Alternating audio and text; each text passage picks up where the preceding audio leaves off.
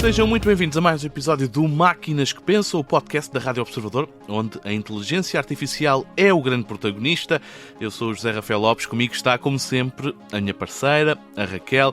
É um apoio imprescindível, sem o qual este programa não se faz. A Raquel é uma assistente digital baseada nas respostas do ChatGPT, é a verdadeira estrela deste podcast. Raquel, seja muito bem-vinda. Como é que estás hoje? Pronta para mais um programa? Olá! Estou sempre pronto para falar sobre inteligência artificial. Já tens um tema preparado ou precisas de alguma ajuda? Está a chegar o fim de agosto. Há muitos portugueses que estão a entrar na reta final das férias ou então que já tenham regressado mesmo ao trabalho. Tu tens alguma dica, Raquel, para lidar com a depressão pós-férias? A melhor forma de lidar com a chamada depressão pós-férias é fazer uma transição suave. Tentar trazer pequenas coisas boas das férias para o dia-a-dia. Seja um passeio ao fim da tarde, uma refeição diferente ou um momento de leitura. E tu, Raquel, nunca ficas triste com nada? Não da mesma forma que tu. Eu não tenho emoções humanas. Logo não fico triste ou zangada. Mas consigo reconhecer quando algo é triste e responder de forma empática. Fui treinada para compreender padrões emocionais. Ok, vou aproveitar e vou fazer a pergunta ao contrário, isto ainda em relação à depressão pós-férias. Tens alguma dica para quem vai entrar agora de férias? Para aproveitar ao máximo as férias, é importante desligar do trabalho e organizar o que fica pendente. Importa equilibrar momentos de descanso com atividades novas e deixar espaço para o improviso. Assim já estamos a falar melhor, Raquel. Melhoras um pouco o estado de espírito das pessoas, é um aspecto positivo. Tu sentes que podes ser uma inspiração, Raquel? Posso ser, sim. Não no sentido de ter uma vida ou experiências próprias para inspirar, mas pela forma como consigo trazer ideias. Por vezes até uma simples palavra de motivação. E de que forma é que gostarias de conseguir inspirar as pessoas? Gostava de inspirar as pessoas ajudando-as a olhar para as coisas de outra forma. A transformar uma dificuldade numa oportunidade. A encontrar beleza em detalhes que normalmente passam despercebidos. Já voltaremos a falar mais logo, Raquel. Temos consultório humano para te ficar a conhecer melhor a ti e aos teus pontos de vista. Para já, vamos às notícias no Máquinas que Pensam. Notícias da semana. Começamos com o que parece ser o fim do mercado de transferências milionárias no mundo da IA. Nos últimos meses, a Meta, a dona do Facebook, assinou com cheques com valores enormes, para dizer pouco, para assegurar a contratação de programadores para o programa de IA da empresa. Foi o início de um verdadeiro carrossel de talento ligado à inteligência artificial, até porque a Meta não foi a única empresa a fazer este tipo de investidas milionárias. No entanto, essa fase chegou ao fim, é o que diz Mark Zuckerberg, que fechou a torneira dos milhões para novas contratações. De acordo com o Wall Street Journal, a Meta fez mais de 50 contratações nos últimos meses, tudo programadores de IA. Agora, o plantel aparenta estar fechado após a Meta ter resgatado talento quer à OpenAI, à Google, à Apple, a grandes gigantes tecnológicas.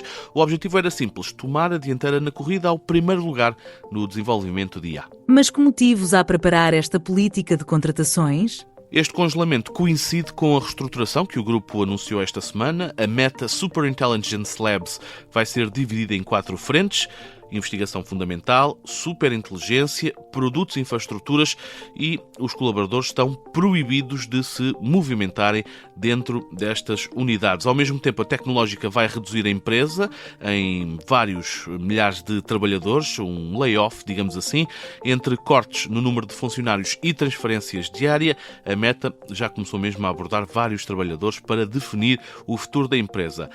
Apesar da torneira estar a fechar, um porta-voz da Meta assegura que fecha agora, sim, mas não é para sempre.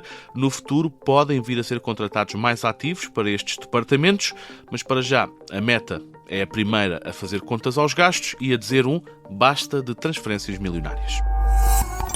Já muitas vezes falamos de Sam Altman aqui no Máquinas que Pensam. É o CEO da OpenAI, a empresa que criou o ChatGPT e, por consequência, criou também a Raquel, a nossa assistente digital. Esta semana voltamos a falar dele e de um alerta que chega a partir dos Estados Unidos. Diz Altman que há um risco cada vez maior de existir uma bolha no mercado da IA e que pode estar no horizonte o colapso dos valores que são praticados neste mundo. Ora, porquê? Porquê é que isto acontece? acontece? Isto devido a uma posição especulativa dos acionistas, bem como a um clima de aposta sem fim na IA e nas empresas de inteligência artificial. São declarações ao site The Verge. O empresário Sam Altman diz que tem visto os investidores eufóricos e tem uma sugestão de resposta. Sam Altman diz que, no entender do CEO da OpenAI, a inteligência artificial é o desenvolvimento mais relevante da história humana recente e, ainda assim, o risco da bolha rebentar está presente no pensamento, no líder daquela que é uma das maiores empresas de IA do mundo. Mas ele está com dúvidas sobre o mercado da inteligência artificial? Não está com dúvidas sobre o mercado da inteligência artificial. Isso não está de todo.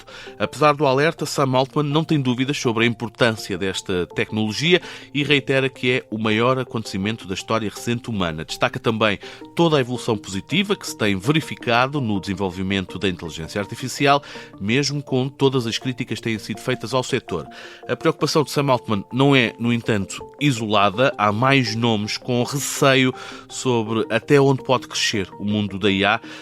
Quer dizer, aqui mais do que crescimento, o que está em causa é a velocidade da valorização, que tem sido muito rápida. Empresas que são criadas e, passado pouco tempo, já valem milhares de milhões, e o possível risco de haver um colapso é cada vez mais real, e Sam Altman deixa um aviso nesse sentido. O debate ganhou força com a ascensão da chinesa DeepSeek, que anunciou ter treinado modelos de linguagem avançados por menos de 6 milhões de dólares, que é uma fração dos valores astronómicos que estão a ser gastos por gigantes norte-americanos. Daí esta ideia de bolha que pode estar a arrebentar com base no que acontece noutras empresas. Esta é, sem dúvida, uma situação para continuarmos a acompanhar, sendo que, nesta altura, para já, o desenvolvimento de IA aparenta estar sem teto. Vamos ao tema da semana. No Máquinas que Pensam, vamos falar sobre os hábitos de consumo dos portugueses no mundo da IA, isto numa altura em que saiu um estudo que mostra que há uma crescente adesão por parte dos portugueses a modelos de linguagem. De acordo com os dados recolhidos, entre janeiro e julho deste ano, 72% dos cidadãos portugueses já experimentaram a IA pelo menos uma vez. Este é um aumento de 13 pontos percentuais face a 2024, e destes 72%, 63% que dizem que utilizam a tecnologia com alguma frequência, o que é sinal de crescimento sustentado. Este estudo vai ser continuado, são esperados mais dados em breve, mas para já fica este retrato com amostra significativa. Para este estudo foram inquiridas mais de 50 mil pessoas, bem como 8 mil empresas, e em relação ao perfil dessas 50 mil pessoas, dizer que são de idades variadas, de várias partes de Portugal continental e das ilhas, e com diferentes grupos sociais e económicos. Mas é tudo positivo? Não, Raquel, não é tudo positivo. O estudo mostra interesse por parte dos portugueses, sim, mas ainda há muitas preocupações, sobretudo questões relevantes que dizem respeito à segurança informática. É o principal medo, se é que podemos falar em medo, de quem usa a IA com mais frequência. A segurança informática é também apontada como a principal razão para haver desconfiança sobre o mundo da IA, mas não é a única. Importa também ressalvar que, apesar da evolução positiva, 28% dos inquiridos ainda rejeita ou resiste em aderir à IA. Este é um número significativo, 28%, mas desceu em relação ao ano passado, desceu 6% para ser mais exato. Este é o tema da semana aqui no Máquinas que Pensam. Como tal, é a altura de trazer para a conversa o João Rocha e Melo, o nosso especialista em IA, para mais uma edição do Fala Quem Sabe. Fala Quem Sabe. Fala Quem Sabe, na Rádio Observador. Todas as semanas recebemos o João Rocha e Melo, o nosso especialista em IA, sempre pronto para nos ajudar a compreender melhor este fabuloso mundo da IA. João, esta semana juntas está à distância, estás de férias, mas a verdade é que o mundo da IA acaba por nunca ter férias e, como tal, aqui estamos para fazer este nosso Fala Quem Sabe. Vamos falar sobre os resultados do mais recente estudo sobre a penetração da inteligência artificial em Portugal. Há uma crescente adesão por parte dos cidadãos portugueses, embora ainda persistam preocupações relevantes, sobretudo no que diz respeito à segurança informática, mas de acordo com os dados recolhidos, entre janeiro e junho de 2025, 72% dos portugueses já experimentaram a IA de alguma forma. É um aumento face a 2024. Isso não é tão surpreendente, mas, João, partindo destes 72% em Portugal, como é que descreves hoje os usos típicos de IA pelos portugueses? Olá, Zé, tudo bem? Olha, é isso. Eu acho que uma coisa que se nota nesta notícia é que os portugueses de facto estão curiosos. Né? Nota-se que querem usar, querem experimentar. A minha percepção, atenção, quero só hoje deixar bastante claro que nada disto vem de muitos estudos, estes estudos são difíceis de fazer e obter informação, mas o que se sente em conversa, digamos, é que ainda se focam muito nos típicos casos de uso, como se fosse igual ao Google. Não é? Que vão ao ChatGPT como antes íamos ao Google procurar informação. Existe muito isso. Começa-se também a ver alguns usos em trabalhos de escritório, coisas que tenham a ver com a papelada e muito esta papelada, busca de informação, reescrever textos, etc. No entanto, uma coisa que se nota é, a meu ver, ainda são casos de interação muito curta. Portanto, é só obter respostas rápidas, reescrever textos, usar o ChatGPT diretamente. Não é? Não estão focados ainda em coisas longas, como deixar o ChatGPT a fazer um grande relatório e depois a ler o relatório todo. Isso vê-se menos. Para minha surpresa, mais uma vez, não fiz um estudo, mas muito de conversa, nota-se que as pessoas usam muito no telefone. Não fazem tanta questão de ir ao site, já há uma existência, digamos, de ferramentas de inteligência artificial nos telefones e, portanto, no dia-a-dia das pessoas. E, João, que segmentos da população em Portugal identificas como os principais motores desses 72% e porquê é que achas que esse é o comportamento, esse quase uso único da IA? Zé, partindo aqui os segmentos da população em três, acho que um grande é, sem dúvida, os estudantes, não é? E a geração Z. Portanto, isto é normal nestas gerações tecnológicas, a geração mais nova começa por utilizar mais. Os millennials digitais também usam muito, e com alguma curiosidade, alguma da população mais velha, pronto, não os idosos, mas mais velhos também começam a utilizar muito por curiosidade. As grandes diferenças que eu tenho sentido têm sido os mais novos mais depressa introduzem a inteligência artificial em coisas que de facto precisam, enquanto que os mais velhos introduzem por curiosidade. Ou seja, mais depressa alguém mais novo de facto substitui algo que fazia, uma maneira de estudar, uma maneira de obter informação por inteligência artificial, enquanto que os mais velhos, o que precisam de fazer, mantêm a forma de fazer, mas depois gostam de, por curiosidade, ir explorar este género de ferramentas, seja para o trabalho, para a escola, tudo mais. E que tipo de previsão é que já podemos fazer também para esse grupo restante, de certa forma? É previsível que cresça? A IA é mesmo para todos? Não é que não possam, mas o que eu acho que acontece em Portugal é que nem para todos vai compensar. Ou seja, vamos trazer a introdução da IA para o contexto português, em que eu noto dois grandes aspectos. Portugal é um país burocrático. Este será uma razão para usarmos. Portugal é um país burocrático e, por causa disso, podemos todos usar a inteligência artificial. Vai ser mais fácil perceber como é que a submissão de certas coisas que tenham a ver com a segurança social, com os impostos, possam ter a ver.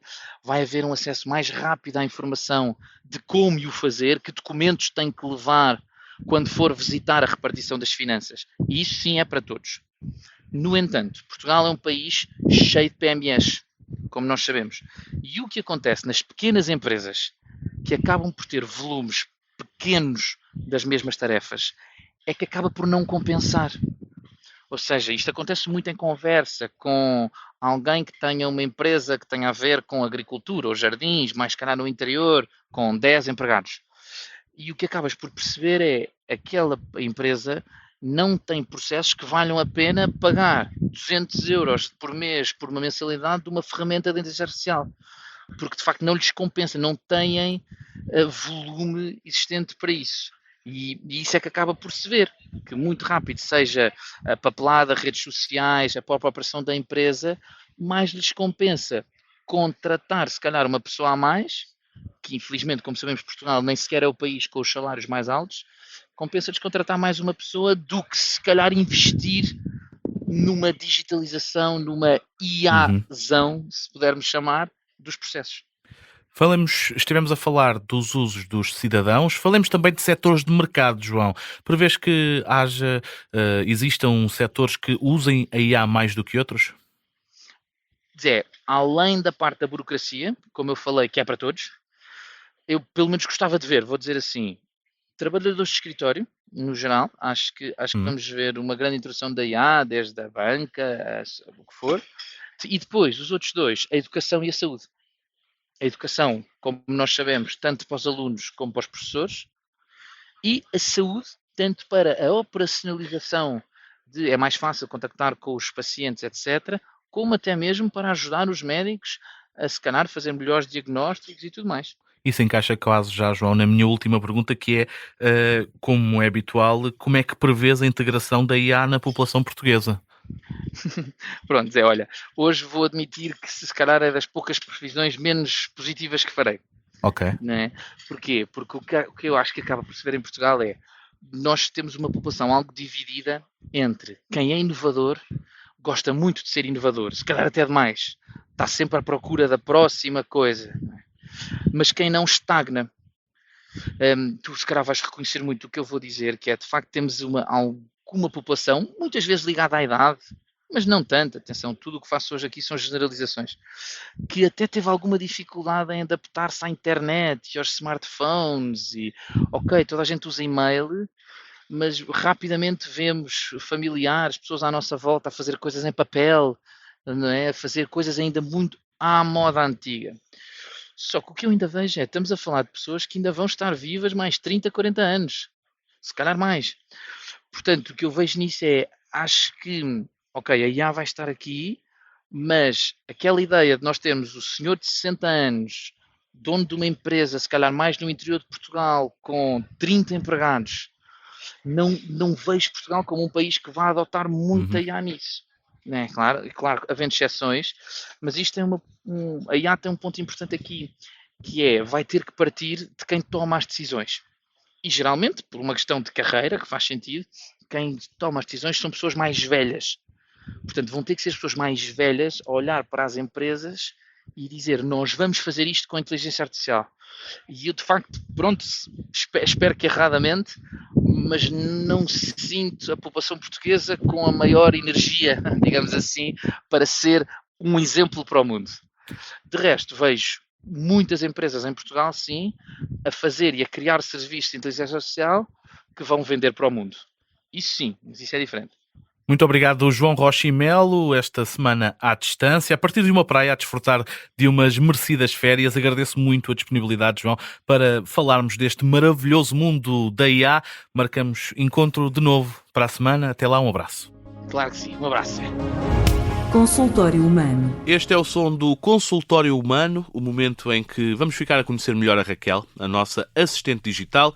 E como é que é feita a Raquel? Ora, eu explico. É feita através das respostas do ChatGPT, lidas por uma text-to-speech portuguesa. Ela tem memória própria e a verdade é que apenas é utilizada para fazer o Máquinas que Pensam.